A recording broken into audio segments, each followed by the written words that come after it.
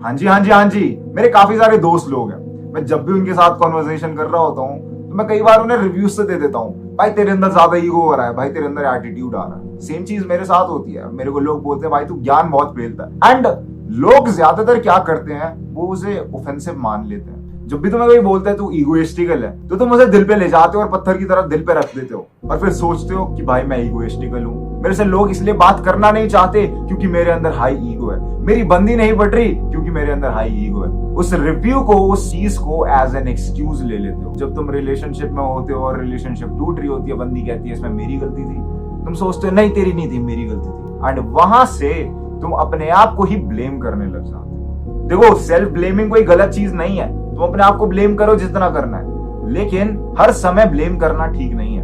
अगर तुम सिर्फ अपने आप को ब्लेम करोगे और उस चीज के लिए कोई एक्शन नहीं लोगे तो पता है क्या होगा? कुछ नहीं होगा। यही तो मैं बताना चाह रहा हूं तुम्हें। तुम जो चीज कर रहे हो वो है मेंटल मैस्टरबेशन। तुम अपने आप को चीज बोलते हो, तुम अपने आप को कोसते हो और उस पर कुछ एक्शन लेते ही नहीं हो। सबसे पहली चीज जो तुम्हें करनी है वो ये है कि जब भी तुम्हें कोई कंस्ट्रक्टिव क्रिटिसिज्म दे या फिर तुम्हें कुछ बोले, उसे पर्सनली मत लो। तुमने टाइटल पढ़ ही लिया है वीडियो का, this video is about stop taking things personally.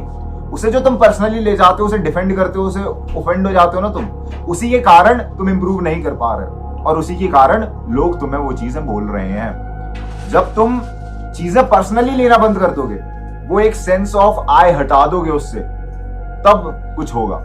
तो वो कुछ होगा कैसे?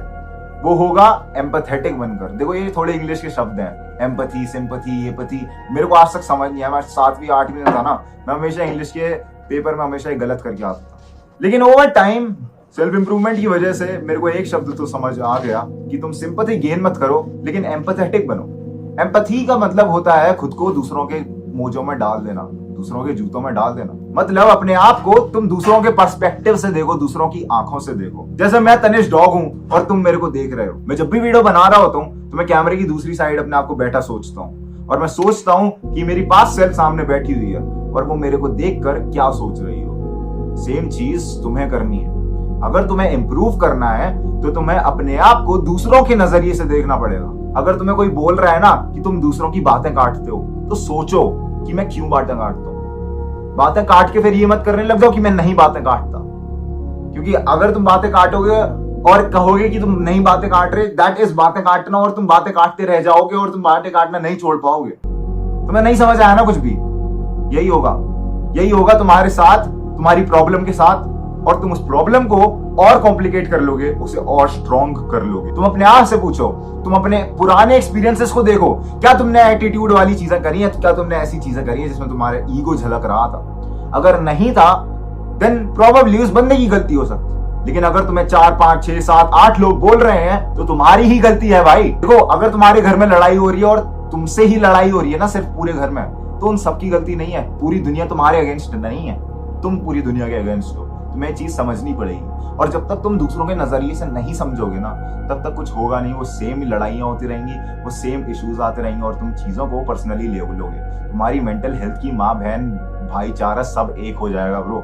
अगर तुम्हें सब कुछ एक नहीं कराना, पूरा खानदान को अलग अलग रखना है, तो उसके लिए तुम्हें दूसरों की आंखों से सोचना पड़ेगा। अगर तुम्हारी मम्मी से लड़ाई होती है, मैं एग्जाम्पल देता हूँ, मेरी मम्मी से बहुत लड़ाइयां होती थी। मतलब मैं जरूरत से ज्यादा बोलता था और मेरे को उसके पड़ते थे। भाई, मेरे को मम्मी ने ना बचपन में इतना मारा है ना, बस पूछो मत। मैं बेसिकली करता क्या था, मैं कपड़ों के पीछे बहुत लड़ता था। मेरे कपड़े कभी नहीं मिलते थे। मैं जब भी अलमारी खोलता उसमें मेरे कपड़े गायब। मैं कहूँ भाई है किधर? और मैं हमेशा मम्मी को कोसता कि आपने धोखे डाल दिया, आपने बालकनी में फेंक दिया, आपने यहाँ डाल दिए, कपड़े मेरे गायब कर दिए, और इस बात पे लड़ाई हो जाती थी। हर दिन का था, हर दिन का भी नहीं था, हर दूसरे दिन नहाता था मैं, तो हर दूसरे दिन ये वाली लड़ाई होती थी। तो मैंने पैटर्न ऑब्जर्व करा, पैटर्न में तो कुछ सेम सा था, सेम चीज पे लड़ाई हमेशा हो रही थी। मैंने पैटर्न ऑब्जर्व करा, मैं थोड़ा सेल्फ अवेयर बना। जब मैंने जर्नलिंग चालू करी, मैंने लिखना चालू करा बेसिकली। जब मैंने लिखना चालू करा, मेरे को अपनी पॉइंट्स नजर आए। मैंने सोचा मम्मी क्या सोचती होंगी, मम्मी के नजरिए से देखता हूँ कि हाँ, तनिष्क के कपड़े किधर हैं, क्या उन्होंने सही में छुपाए हैं, क्या उनकी यही इंटेंशन है कि वो चाहती है कि तनिष्क मेरे से आके लड़े हर दूसरे दिन जब भी वो नहा रहा है, क्या ये इंटेंशन है? मैंने सोचा, एंड वहां पर मेरे को समझ आया कि मेरी गलती होती थी। कपड़े कहाँ होते थे? ज्यादातर वॉशिंग मशीन में पड़े होते थे, या फिर मैं कहीं डाल देता था। गलती मेरी ही थी और मैं अपनी मम्मी को ब्लेम कर रहा था। तुम दूसरों को ब्लेम मत करो, तुम अपनी प्रॉब्लम को ब्लेम मत करो, प्रॉब्लम को एक्सटर्नलाइज करो। तुम्हें प्रॉब्लम को अपनी अंदर नहीं देखना कि तुम्हारे अंदर प्रॉब्लम है, तुम उसे देखो एक एक्सटर्नल प्रॉब्लम है तुम्हारे ऊपर, शुगर कोटेड है, जो कि तुम अपने अंदर से हटा सकते हो। इट्स लाइक अ रंग, मेहंदी की तरह होता है ना, लड़कियां जो हाथों में मेहंदी लगाती हैं वो है। 4-5 बारी ट्राई करोगे, रगड़ोगे तो छूट जाएंगी।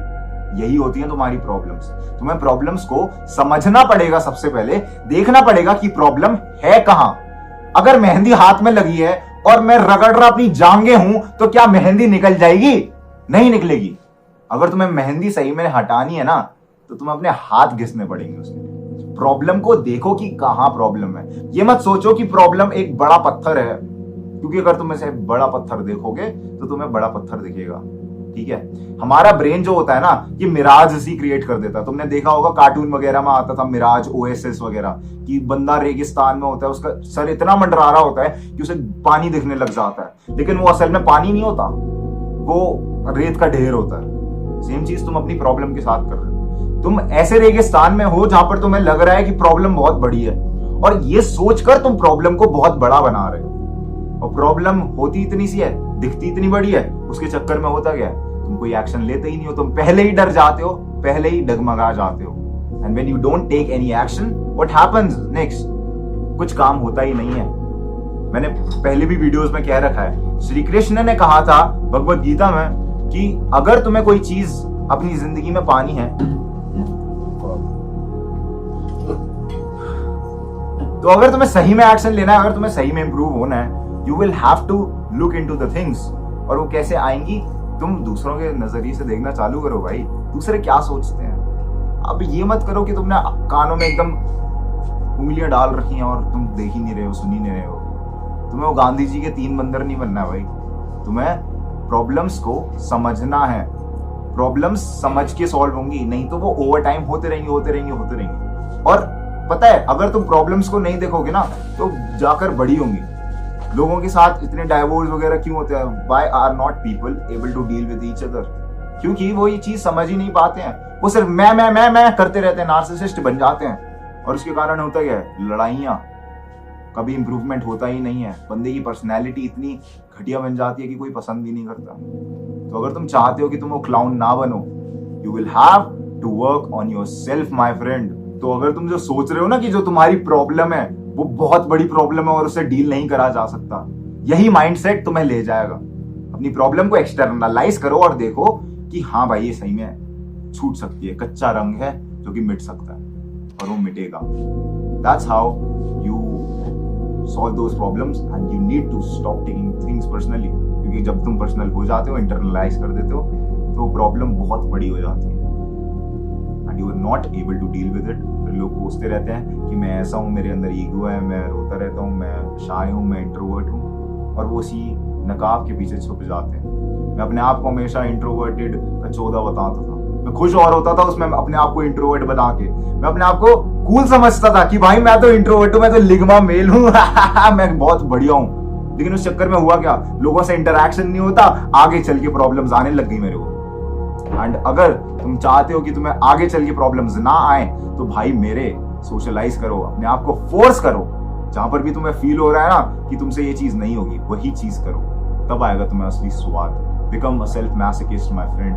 This was it for the video. Grind set करते रहे, माइंडसेट तेरा बदल रहा हूं मैं जान।